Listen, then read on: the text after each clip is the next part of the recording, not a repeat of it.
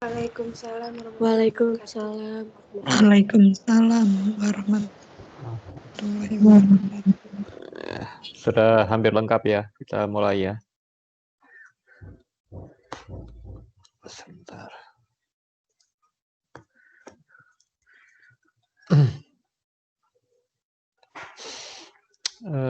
Hari ini kita akan pelajari dulu terkait dengan estimasi interval. Nanti kalau ada, nanti kita bisa diskusi juga yang estimasi titik yang kemarin soal-soal kalau ada yang sulit.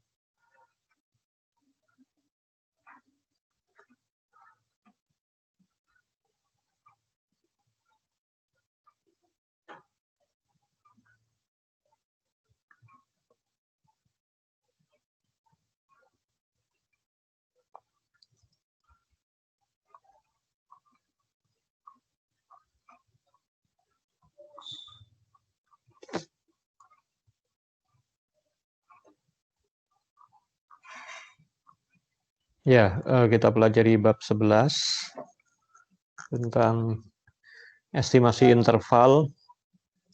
Kalau di bab 9 yang lalu yang kita pelajari, kita mengestimasi parameter dengan sebuah nilai, disebut estimasi titik, misalnya dalam distribusi eksponensial, misalnya theta, parameternya, kita estimasi parameter theta dengan sebuah nilai yaitu x bar. Demikian juga dalam distribusi Poisson kita estimasi dengan x bar, dalam distribusi normal misalnya kita estimasi dengan x bar, maka itu estimasi titik. Nah, pada bab ini kita pelajari estimasi interval, artinya kita mengestimasi sebuah parameter dengan menggunakan interval, tentu dengan probabilitas tertentu.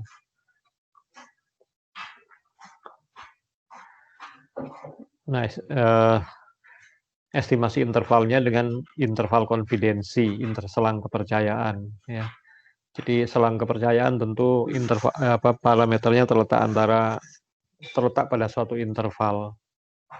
Jadi pengertiannya confident interval, yaitu interval dengan batas kiri L x1 sampai xn, batas kanannya U x1 sampai xn. Ini dinamakan 100 gamma persen interval konfidensi untuk theta jika peluang theta di antara dua nilai tersebut sama dengan gamma. Kalau gammanya misalnya 5%, 0,05 misalnya, maka kita mendapatkan interval konfidensi 95% untuk theta.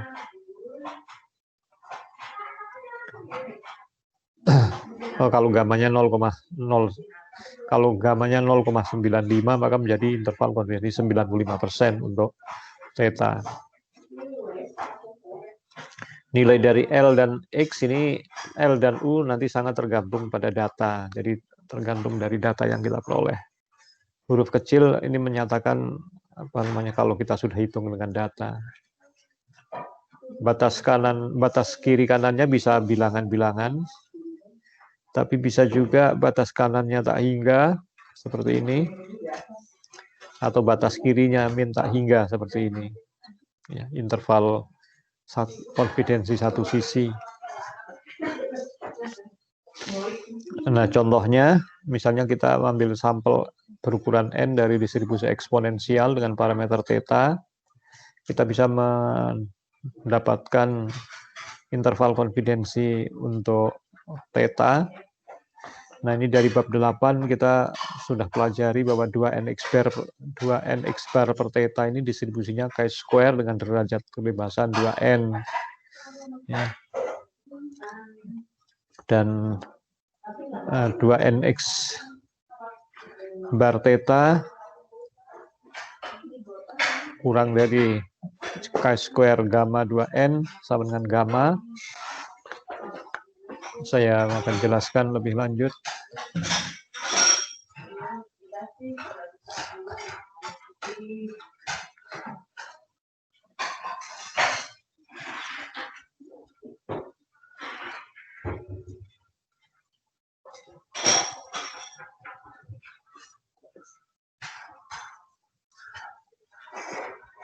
biar share-nya bisa apa tadi Asrianti bilang bisa direkam gimana ya? Apa yang harus saya lakukan ini? Do you Yang want to ini present collaborate? layar. Saya pilihnya apa? Present whiteboard only you can edit atau collaborate on whiteboard you can edit. Kalau itu kan Bukan yang itu, Pak. bukan Yang itu. pas Bapak klik yang pertama, ada bacaan screen 1 kalau nggak salah, Pak. Saya ulangi ya. Iya, Pak.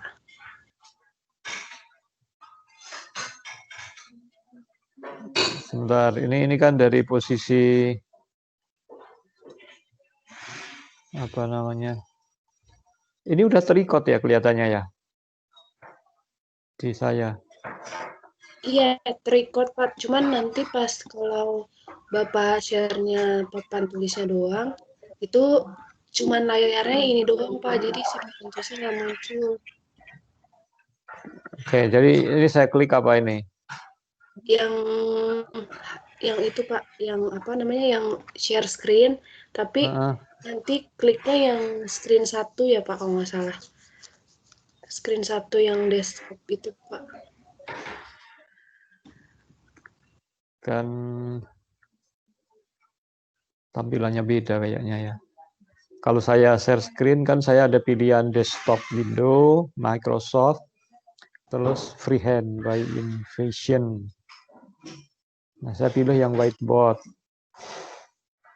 Kalau pas Bapak klik share konten, itu paling kiri ada apa, Pak? Bentar. Ada pilihan screen 1 nggak, Pak? Nggak ada. Oh, nggak ada. Kan tampilannya kalau saya ada tanda panah aja open share tray. Heeh. Ketika saya klik Pas. open share tray, Iya. lalu pilihannya tadi desktop Windows, Nah, desktop iya, Pak, yang window, desktop. Coba, Pak. desktop window, kemudian your entire screen. Kalau yang desktop itu, Pilihannya ini your entire screen, application window, Chrome tabs.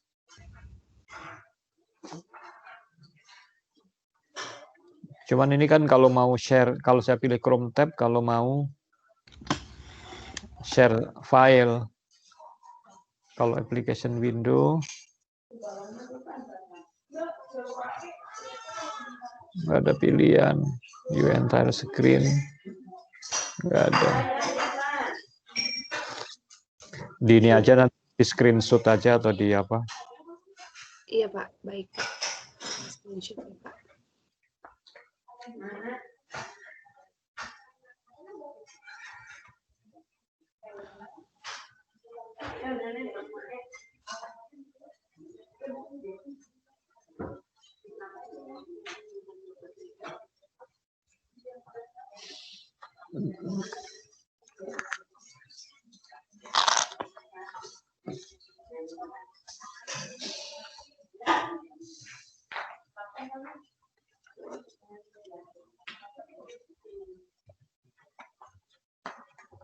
Sebentar. 2nx bar per theta.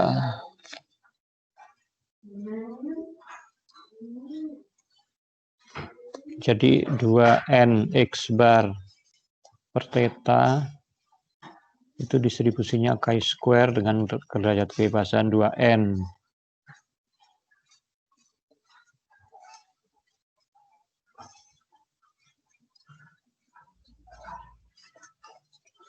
Nah, distribusi chi-square itu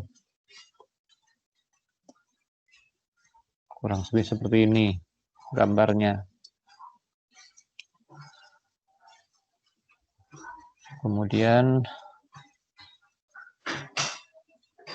Pak, kok di saya masih hitam semua ya, Pak, layarnya? belum muncul ya? Iya, Pak.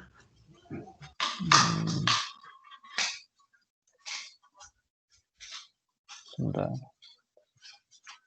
Stop presentation. Tapi saya udah muncul, Pak.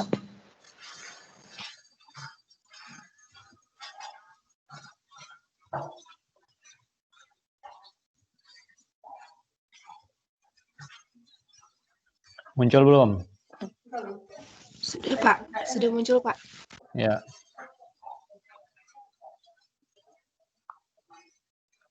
Nah, kalau saya punya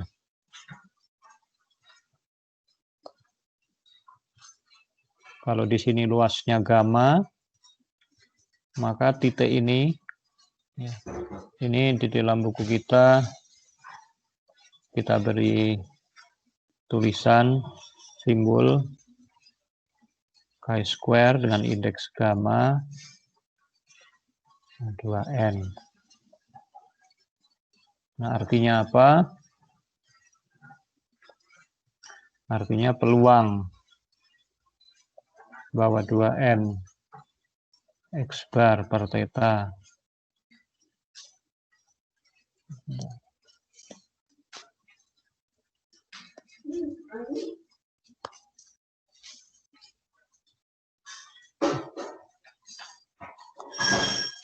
lebih kecil sama dengan yang tadi chi-square gamma 2n, ini sama dengan gamma karena sama dengan luas. Ya, peluang di sebelah kiri garis ini adalah gamma.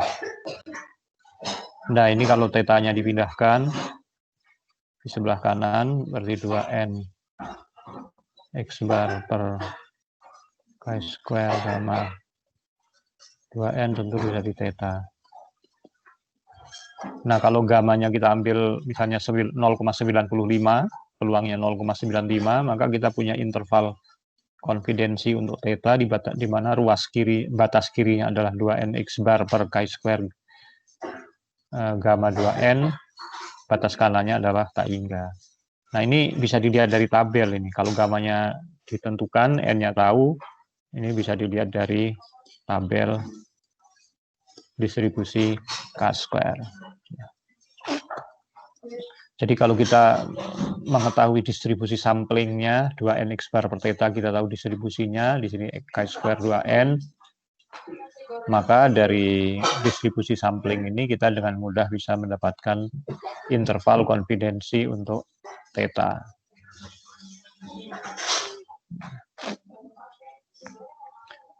Di print screen aja atau apa, screenshot. Baik, Pak.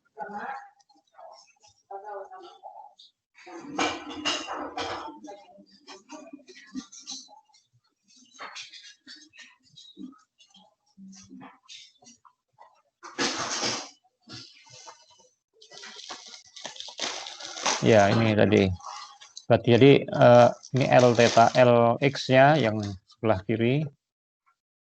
Maka kita katakan di sini jika X bar dapat diamati, diperoleh, maka apa namanya, limit 100 gamma, limit interval konfidensi 100 gamma persen, limit satu sisi ya, yang bawah dengan batas ini ln X bar per chi-square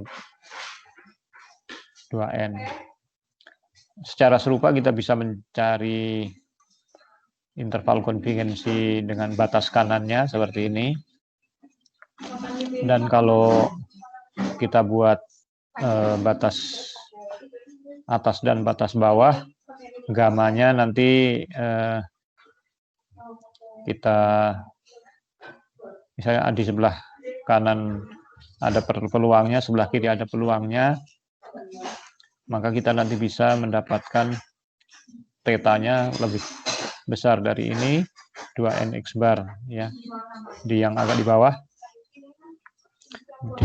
di rumus, di atas rumus 1126, peluang theta antara 2n X bar per chi-square 1 min alpha 2n lebih kecil 2n X bar per chi-square alpha 1 2n sama gamma, ini kita juga bisa membentuk interval konfidensi untuk theta, ada batas bawah, ada batas atas. Nah, kalau kita punya data, maka kita bisa mendapatkan nilai-nilai untuk batas bawah dan batas atas. Kalau alfa 1 dan alfa 2-nya dibuat sama-sama dengan alfa per 2, jadi batas kiri dan batas kanannya luas di sebelah kiri dan sebelah kanannya sama, maka kita bisa mendapatkan interval konfidensi seperti pada rumus 1126. Nanti lebih jelas lagi dengan contoh lain. Nah, yang kedua, contoh 1122. Perhatikan sampel acak dari distribusi normal XI normal mu sigma kuadrat, di mana sigma kuadrat dianggap diketahui. Jadi sigma kuadratnya sudah bilangan. Kemudian ya kita nanti bisa mengestimasi, kalau estimasi titiknya kita bisa estimasi mu dengan X bar. Tapi di bab 8 atau di bab sebelumnya, ya di bab 8 bahwa akar N X bar min mu per sigma ini distribusinya adalah distribusi normal baku, normal standar. Nah, kemudian dari Z yang berdistribusi normal baku ini kita bisa membentuk interval konfidensi. Saya jelaskan lagi.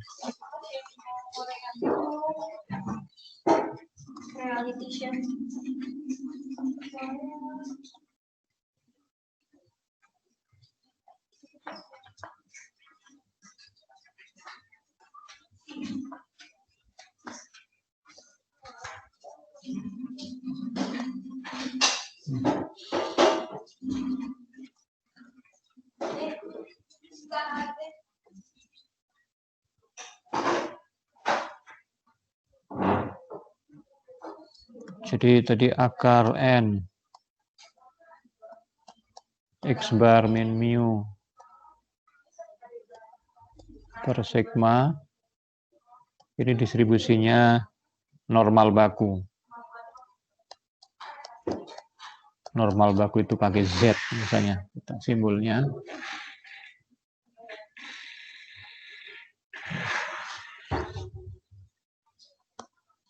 Distribusi normal baku tentu seperti ini grafiknya. Ini 0. Nah, kalau di sini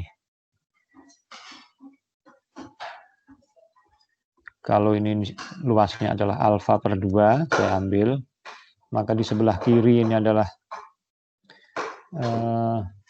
yang di sebelah kanan garis, ini luasnya misalnya alfa per 2, lalu di sebelah kiri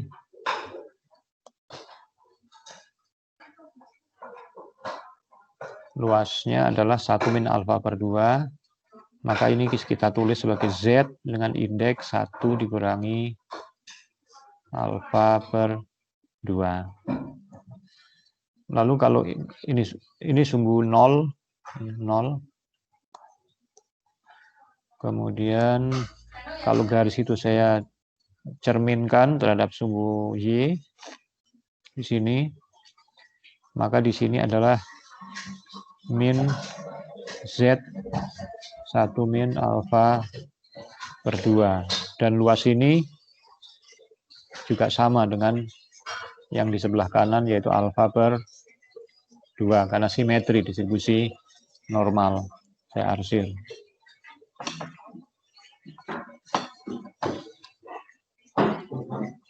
Ya. Sehingga daerah yang bersih, yang putih, ini adalah hanya 1 min alfa saja. 1 min alfa. Nah, dari gambar ini kita bisa menulis probabilitas. Tadi akar N kali X bar min mu per sigma kurang dari batas kanannya adalah Z 1 min alfa per 2, luas kirinya adalah min Z 1 min alfa per 2, ya. Peluangnya tentu adalah daerah yang putih, yang tidak diarsir, 1 min alfa. Dan ini bisa dimodifikasi Sehingga bisa dituliskan nanti mu-nya yang di tengah.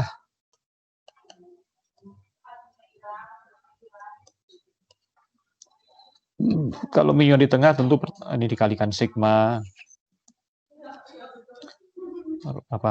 semuanya dikalikan sigma, lalu nanti dimodifikasi, diatur-atur, maka mu-nya bisa yang di tengah, yang di tengah itu nanti akan kita peroleh di sininya adalah min atau akan sama dengan x bar min akar n atau min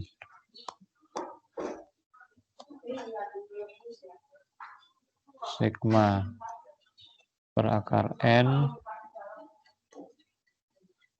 z 1 min alfa per 2, bisa dicek. Yang di sini adalah x bar plus sigma per akar n z 1 min alfa per 2. Nah, dari rumus ini kita bisa menentukan batas kirinya adalah ini Lx, dan ini adalah Ux-nya, batas kanan. Sehingga kita peroleh interval konfidensi untuk mu, ya, dalam hal ini interval konfidensi untuk mu. Seperti itu.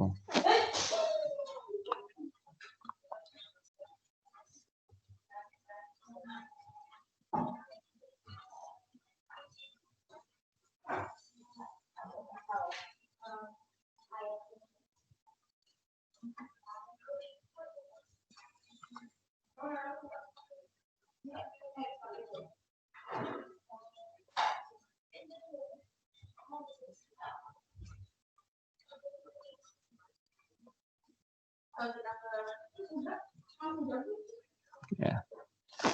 Ini tadi yang Z1 min alfa per 2 ini tentu bisa dilihat dari tabel distribusi normal, sehingga kita peroleh 100 kali 1 min alfa persen, jadi 100 kali 1 min alfa persen, kalau alfanya misalnya 5%, berarti menjadi 95%. Jadi kita peroleh interval konfidensi 90% untuk mu diberikan pada rumus 11.2.7. Ya. Di tabel ini bisa diperoleh, misalnya kalau alfanya diambil 5%, yang Z1 min alfa per 2 itu dari tabel adalah 1,96.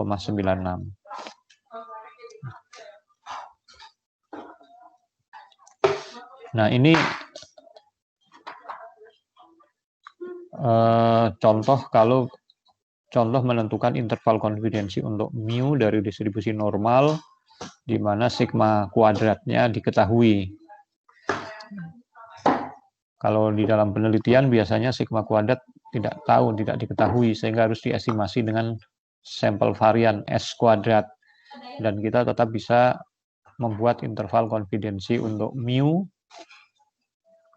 Contohnya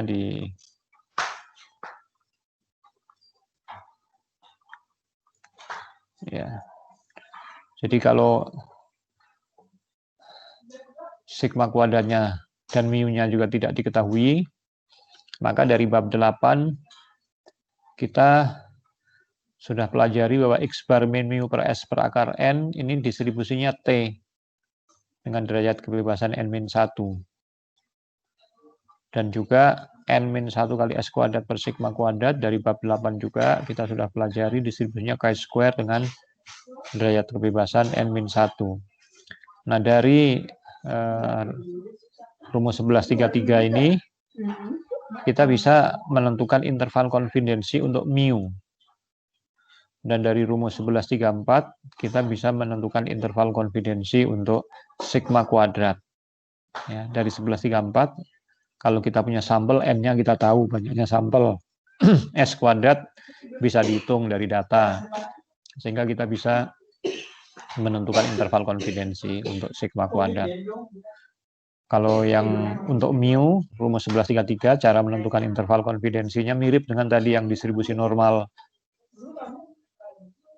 Ya, hanya sigmanya nanti diganti S, sedangkan dengan menggunakan 1134 kita bisa menentukan interval konfidensi untuk sigma kuadrat yang caranya tadi mirip dengan yang distribusi eksponensial untuk menentukan interval konfidensi untuk theta. Ya, caranya mirip. Dan kita peroleh di sini ya. Peluang X bar min mu per S per akar N kurang dari T 1 min alfa per 2 lebih dari min T 1 min alfa per 2, peluangnya 1 min alfa. Mu-nya ditaruh di tengah, kita punya batas kiri dan batas kanan, sehingga interval konfidensinya diberikan di rumus 1135. Ya.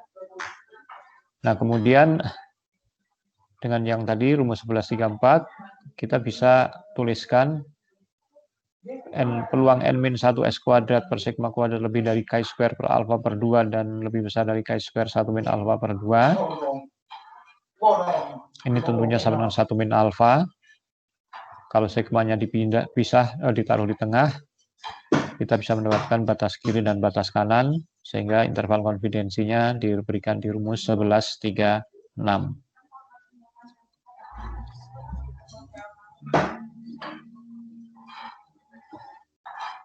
Nah, kemudian interval konfidensi tentu tidak semuanya mudah diperoleh, tapi kalau distribusi samplingnya diketahui dengan mudah bisa kita tentukan interval konfidensi untuk parameternya. Seperti contoh-contoh tadi. Nah, khusus untuk distribusi yang kontinu, kita bisa paling tidak secara umum menentukan, ada cara untuk menentukan interval konfidensi. Ini di halaman berapa ini? 366. Kita baca. Jika XI adalah XI mengenai PDF fx theta dan fx theta adalah CDF-nya, fungsi distribusi kumulatif dari X, maka menurut teorema di bab 6, fxi theta itu distribusinya uniform 0,1. Dan kalau kita transformasikan, kita ambil minus ln-nya, akan menjadi distribusi eksponensial dengan parameter 1. Dan menggunakan hasil di bab 8, distribusi sampling, kita bisa buktikan bahwa min 2. Ya. Kalau YI ini dijumlahkan, dibagi derajat dibagi theta, tetanya dalam hal ini 1, menjadi min 2 sigma ln fxi, distribusinya chi square dengan derajat kebebasan 2n. Ya. Maka kita bisa tuliskan peluang yang min 2 sigma ln fxi theta lebih kecil dari chi square 1 min alfa per 2 2n, dan lebih besar dari chi square alfa per 2n, ini peluangnya 1 min alfa, sehingga kita punya rumusan atau formula umum di 11.3.11 ini, bahwa min 2 sigma ln fxi theta itu diapit oleh dua nilai. Kita bisa modifikasi sedemikian hingga dalam persamaan 11.3.11 ini, tetanya nanti berada di tengah sendirian. Batas kirinya kita sesuaikan, batas kanannya kita sesuaikan, sehingga kita bisa mendapatkan interval konfidensi untuk theta. Ya. Nah, di sini sekali lagi yang diketahui adalah jika X memiliki fxi dan fx adalah CDF-nya.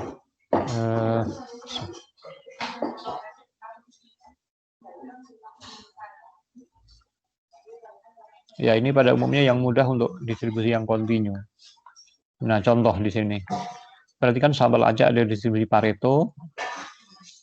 Harusnya Pareto mestinya 2 parameter, tapi dalam contoh ini diambil salah satu parameternya konstan, yaitu diganti 1, sehingga menjadi 1 parameter saja yang belum diketahui K.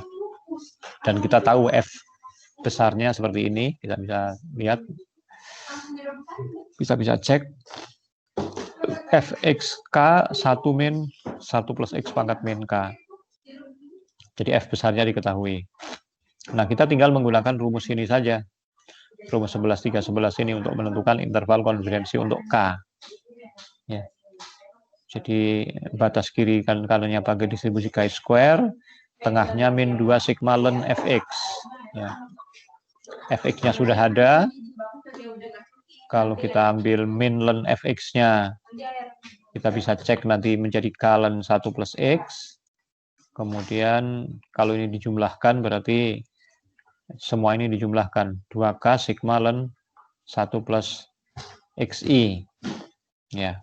Distribusinya adalah chi-square 2n. Nah, di sini ada 2k kali sigma ln 1 plus xi.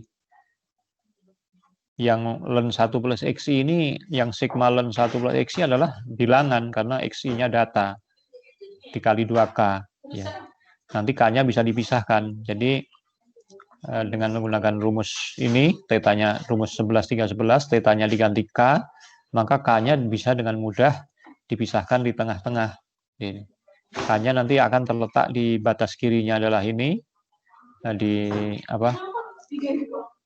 Di bawah ini, apa namanya? Kursor saya kelihatan nggak ini kursor saya kalau saya gerak-gerakkan kursor? Kelihatan, Pak. Kelihatan, ya baik.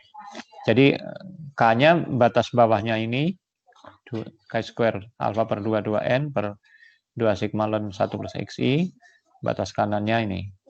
Nah, inilah interval konfidensi untuk K pada distribusi Pareto. Ya.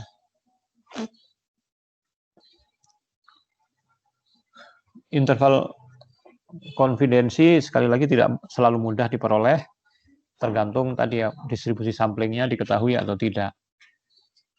Kalau jumlah sampelnya besar, kita secara umum bisa menentukan interval konfidensi untuk parameter, menentukan aproksimasi interval konfidensi untuk parameter, karena kita punya teorema limit pusat. Ya. Saya ambil contoh yang contoh 1135 ini melibatkan apa hasil-hasil di bab 7 tentang teorema limit. Mungkin saya ambil yang simpel saja. Ya ini misalnya. Sama. Jadi kalau untuk aproksimasi interval konfidensi kita menggunakan limit distribusi, dan limit distribusi itu secara lengkap dipelajari di bab 7. Kita mengambil hasilnya saja. Saya ambil hasil sebagai contoh saja ini. Ya, misalnya contoh 1136, kalau kita punya distribusi sampel berukuran n dari distribusi Poisson parameter mu dengan menggunakan teorema limit pusat, ya. Teorema limit pusat di bab 7 kita peroleh x bar min mu per akar mu per n konvergen ke dalam distribusi normal baku. Kalau mu-nya yang di bawah diganti x bar dengan teorema limit yang ada di bab 7 tetap distribusinya normal baku. Nah, kalau dari bentuk ini yang rumus ini 11321, maka sudah mirip dengan yang tadi contoh pada distribusi normal. Kita dari sini bisa membuat interval konfidensi untuk mu, tapi interval konfidensi aproksimasi karena distribusi yang kita peroleh adalah distribusi pendekatan, limit distribusi. Ya.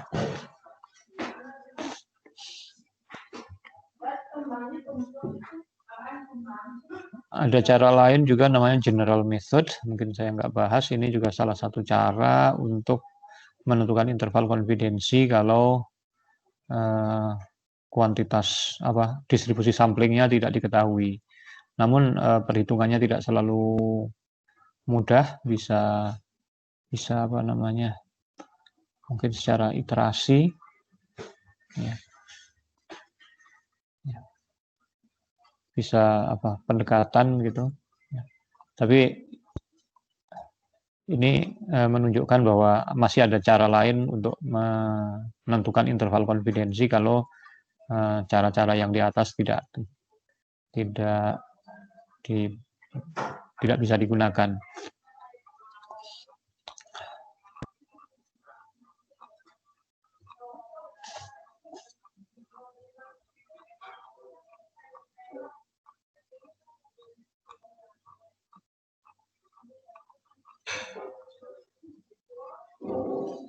Nah, sekarang kita pelajari kalau sampelnya dari dua kelompok. Ya. Misalnya kita mendapatkan sampel dari dua kelompok yang sama-sama berdistribusi normal dan saling independen. Kelompok pertama kita beri simbol X, distribusinya normal, mean-nya mu1, variansinya sigma 1 kuadrat. Dari kelompok sampel Y, distribusinya normal mu2, variansinya sigma kuadrat. Di sini ukuran sampelnya dari Xn1 dan dari Yn2. Tentu dari sampel tersebut kita bisa menghitung X bar, Y bar, S1 kuadrat itu adalah sampel varian dari kelompok X, S2 kuadrat adalah sampel varian dari kelompok Y. Nah, kita nanti bisa menentukan interval konfidensi untuk selisih mu1 dan mu2. Selisih ya, mu1 dan mu2. Dan juga nanti bisa menentukan interval konfidensi untuk rasio sigma 1 kuadrat dan sigma 2 kuadrat. Kita lihat. Nah, pertama kita pelajari rasio dulu. Rasio untuk sigma 1 kuadrat dan sigma 2 kuadrat. Ini dari bab 8 yang waktu itu sudah kita bahas bahwa S1 kuadrat sigma 2 kuadrat dibagi S2 kuadrat sigma 1 kuadrat ini distribusinya F dengan derajat kebebasan N-1, N1-1 dan N2-1. Rumus 1151. Nah, dari sini kita bisa dengan mudah menghitung interval konfidensi untuk rasio sigma 2 kuadrat per sigma 1 kuadrat. Ya. Seperti biasa, kita gunakan simbol F alfa per 2 untuk nilai kritis di sebelah kiri, dan F1 min alfa per 2 untuk nilai kritis di sebelah kanan. Nu1, Nu2 ini untuk N1 min 1 dan N2 min 2. Dari rumus 1152 ini kita bisa memisahkan sigma 2 kuadrat per sigma 1 kuadrat di tengah. Ya. Sehingga hasilnya nanti batas kirinya adalah S2 kuadrat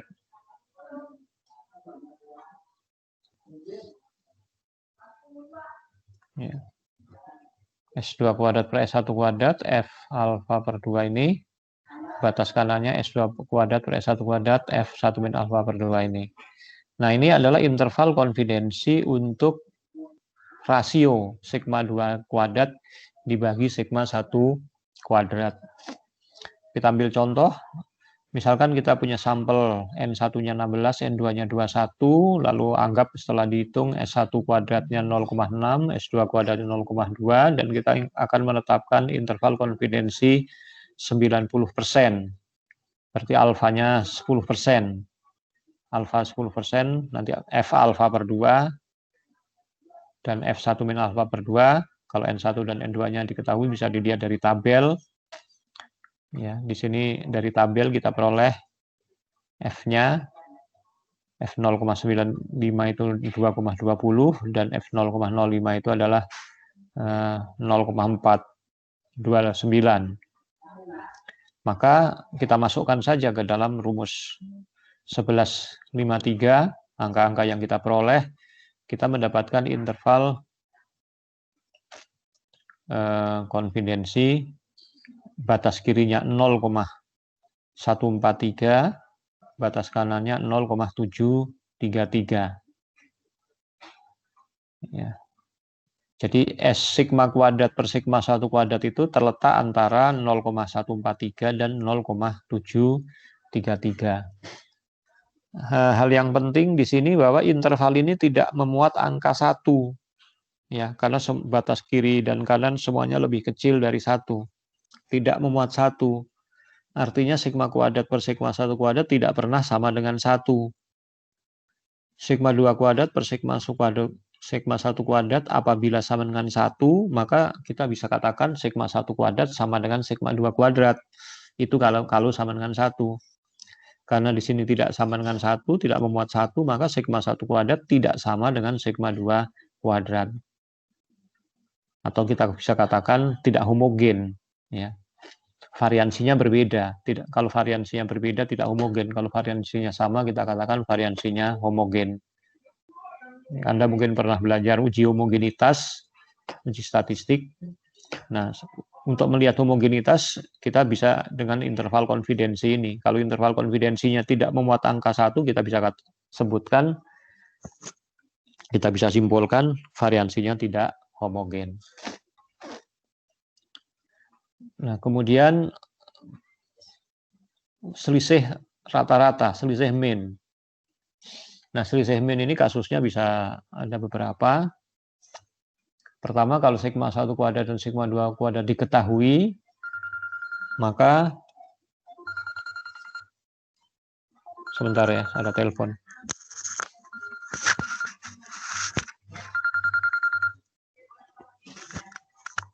Halo, Assalamualaikum. Waalaikumsalam. Alhamdulillah, di rumah begini.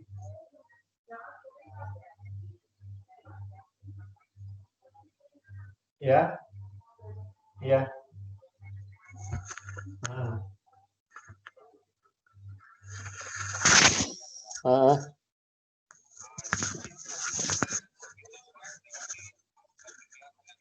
Oh gitu. Ya.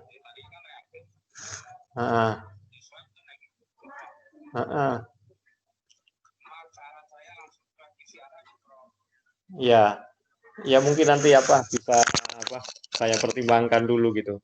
Karena pikirannya sekarang sedang ya banyak libur makanya, dan kondisi juga sepertinya baik itu makanya saya belum. Tapi saya pertimbangkan ini nanti ya. Ya. Oh pernah juga ya. Ya, ya.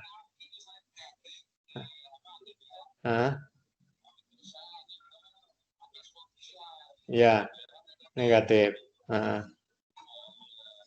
Ya, ya. Oh. Ya, ya, sip. Ya, makasih. Oke, ya, mudah-mudahan lancar. Ya, ya. Waalaikumsalam.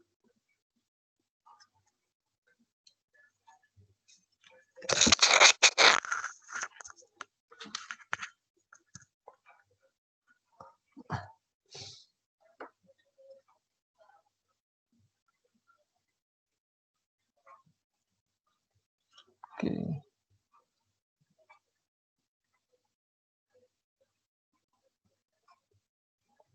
Baik, jadi kalau sigma 1 kuadrat dan sigma 2 kuadrat diketahui, maka dari menggunakan hasil-hasil di bab 8, teori di bab 8, kita bisa tunjukkan bahwa Y bar min X bar distribusinya normal dengan min mu 2 min mu 1, variansinya sigma 1 kuadrat per N1 plus sigma kuadrat per N2. Nah, dari sini kita bisa menentukan interval konfidensi untuk selisih mu 2 min mu 1. Ya. Karena kita bisa transformasikan bahwa Y bar min X bar per min mu 2 min mu 1 per akar ini distribusinya normal standar. Nah, nanti batas kirinya adalah yang Y bar min X bar minus Z1 min alfa per 2 akar. Batas kanannya Y bar min X bar plus Z1 min alfa per 2 akar. Ini kalau sigma kuadrat, sigma 1 kuadrat, dan sigma 2 kuadrat diketahui. Kalau tidak diketahui, kita menggunakan hasil-hasil yang di bab 8 juga, kita menghitung, di sini ada ureannya, nanti kita akan sampai kepada satu kesimpulan bahwa rumus 11, 5, 10, Y bar min X bar min mu 2 min mu 1 dibagi SP akar 1/N1 plus 1/N2, ini ternyata distribusinya T dengan derajat kebebasan N1 plus N2 minus 2. Ya. SP-nya apa? SP-nya diperoleh dari rumus 1152 dan 1157, tinggal diambil akarnya saja. Kalau kita punya data, kita bisa hitung ini. Nah, dari rumus 11, 5, 10 ini kita bisa dengan mudah menentukan interval konfidensi untuk selisih mu2 min mu1. Batas kirinya diberikan pada 11, 5, 11. Y bar min X bar minus, kita ambil yang minus, T. Dan seterusnya, batas kanannya Y bar min X bar plus T 1 min alfa per 2 dan seterusnya.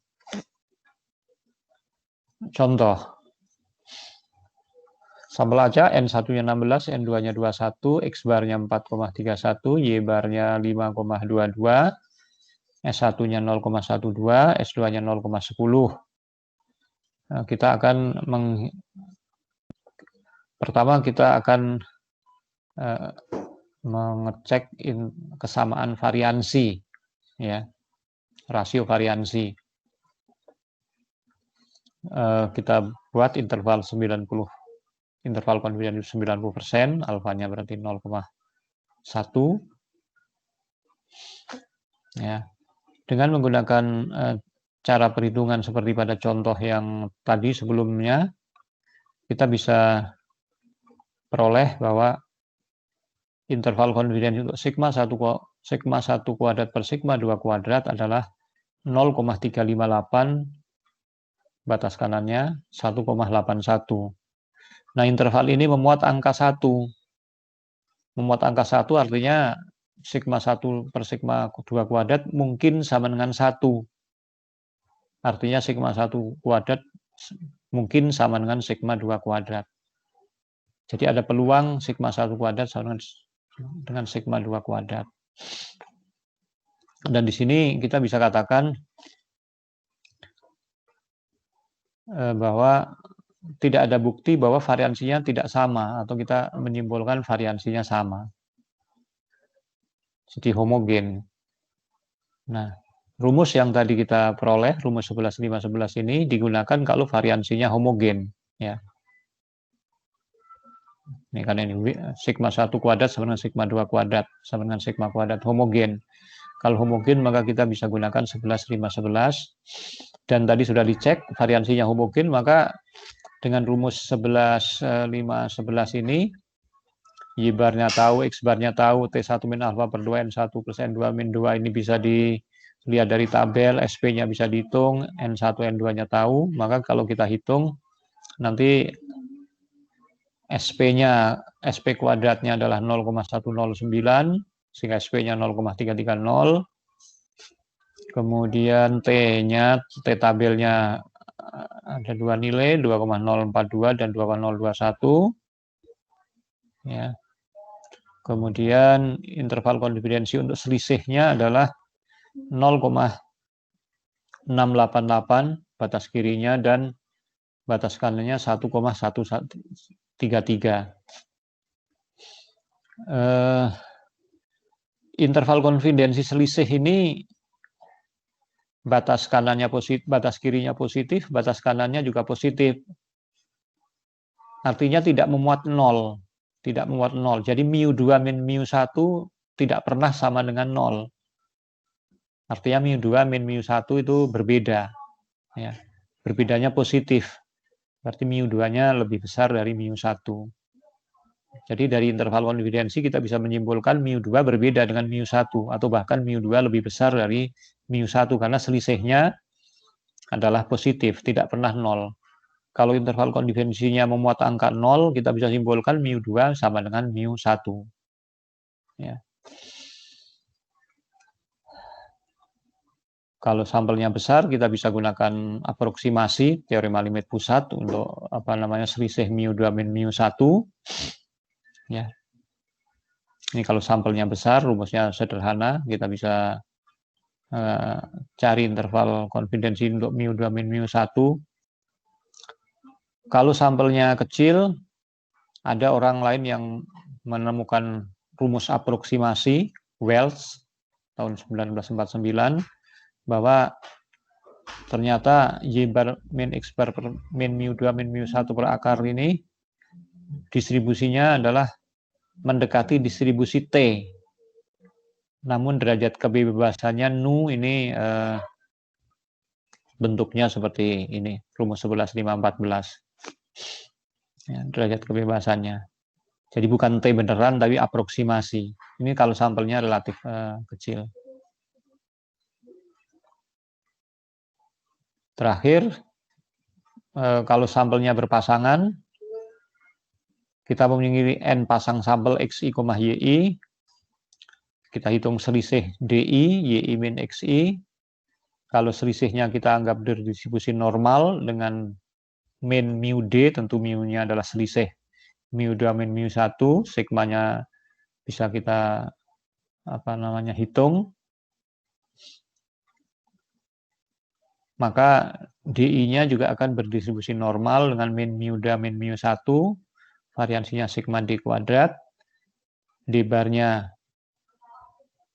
kalau DI-nya normal, rata-ratanya juga normal, rata-ratanya tidak lain adalah selisih rata-rata Y dan X, dan kita bisa hitung subvariansi dari D, seperti ini. Maka dengan menggunakan hasil yang ada di bab 6, kalau D bar dikurangi mu2 min mu1 dibagi SD per akar N, distribusinya T. Distribusinya T, dan dari rumus ini, kita bisa dengan mudah menentukan interval konfidensi untuk mu2 min mu1. Batas kirinya adalah D bar min T 1 min alfa 2 per 2 N1 min N min 1 SD per akar N, batas kanannya yang D bar plus. Ya. Ya, ini tentu hasilnya sama seperti tadi. Kalau interval konfidensinya memuat angka 0, maka kita bisa menyimpulkan mu2 sama dengan mu1, kalau tidak memuat 0, mu2 berbeda dengan mu1. Yang semua simbol di sini D bar dan SD ini bisa dihitung dari data kalau kita punya data, N-nya tentu diketahui, T bisa lihat dari tabel. Ya, mungkin itu saja yang Bayesian interval estimation, silahkan kalau dipelajari sendiri.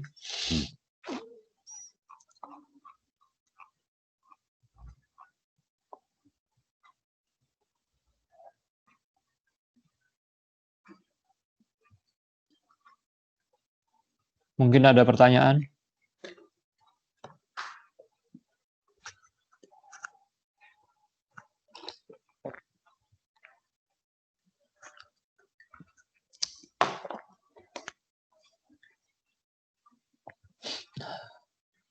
Di halaman berapa ini ada latihan. Latihan ini hanya menerapkan rumus saja. Di sini nomor 1 diketahui sampel acak dari distribusi normal berukuran N. Ada beberapa kasus di sini. Kalau sigmanya diketahui, Anda diminta untuk menentukan interval konfidensinya. Mungkin nanti bisa dicoba. Ya. Nomor 1 yang pakai angka-angka lagi.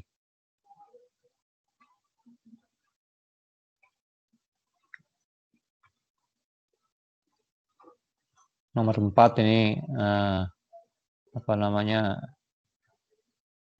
sampel dari distribusi eksponensial, datanya ada, tentu tinggal menghitung saja X bar-nya, variansinya juga itu. Bisa coba mirip contoh yang pertama tadi kita bahas. Nomor 5, nomor 4 aja lah. Kemudian satu lagi barangkali yang double, yang data dari 2 kelompok.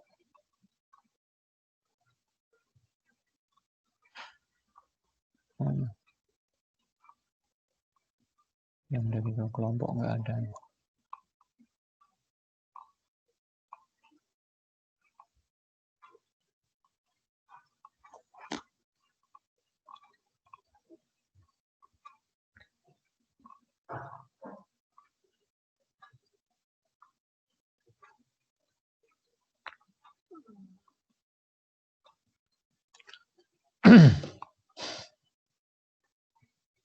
Ya mungkin 2 itu saja, nomor 1 dan nomor 4 bisa Anda hitung interval konfidensinya.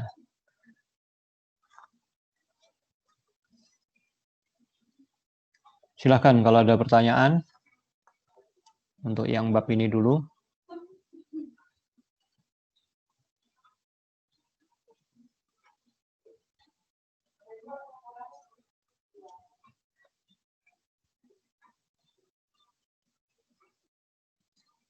Kalau nggak ada, bagaimana? Yang bab sebelumnya, estimasi titik, kemarin ada beberapa soal. Ada yang ingin ditanyakan atau tidak? Sudah mencoba?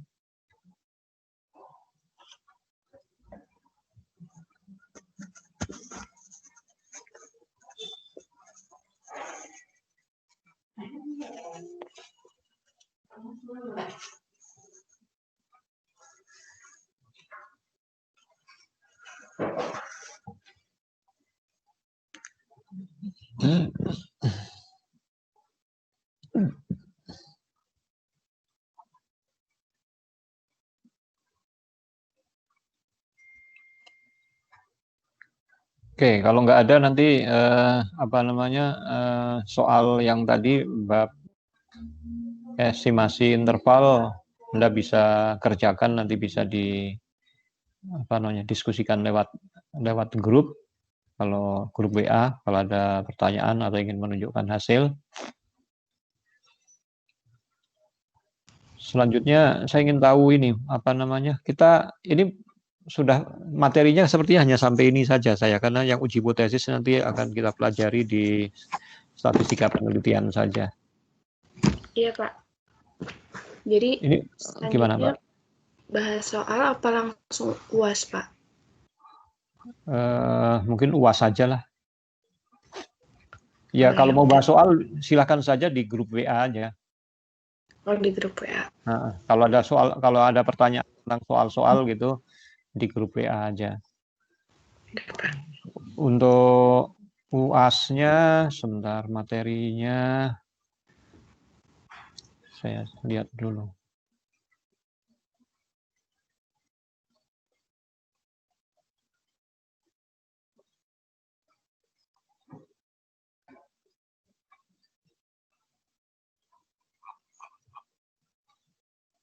Kita dulu UTS sampai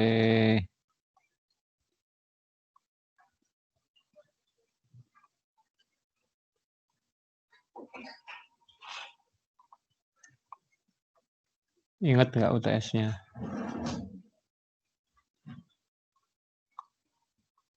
Sebentar, saya lihat, saya punya soal UTS-nya, saya cek dulu ya.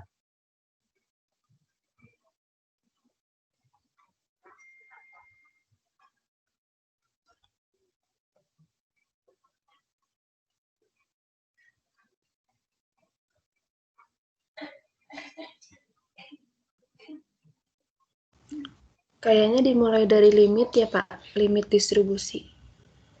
Apanya? UAS-nya? Setelah UTS, iya. Soal UTS. Oke, kalau gitu bolehlah dari limit distribusi, cuman bagian yang saya jelaskan saja gitu ya materinya, yang bagian-bagian awal saja untuk limit distribusi tentang section 72 lah utamanya. Kemudian bab 8 itu distribusi sampling itu mungkin ya nanti dipakai saja, jadi secara khusus nggak ada pertanyaan dari bab 8.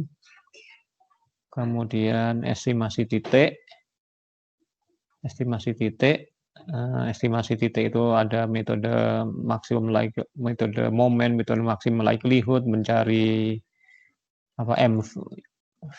UMV UA, unbiased uniformly unbiased minimum varian unbiased estimator, itu yang masuk. Lalu bab 10 nggak kita bahas, bab 11 interval konfidensi, mungkin nanti lebih banyak pada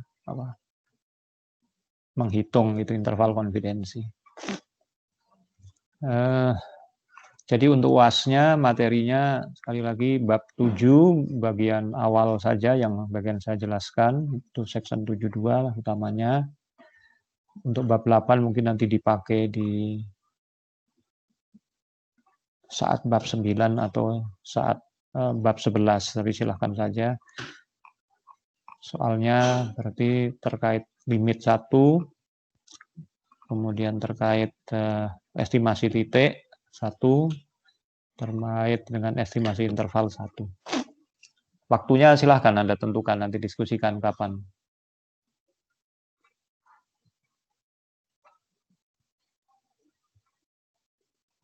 Baik, Pak, nanti ditentukan biar nggak bentrok sama matkul yang lain ya, Pak ya? Ya, silakan aja nanti informasikan ke saya. Iya, Pak. Makasih, Pak. Ada pertanyaan sebelum diakhiri yang termasuk pertemuan yang lalu?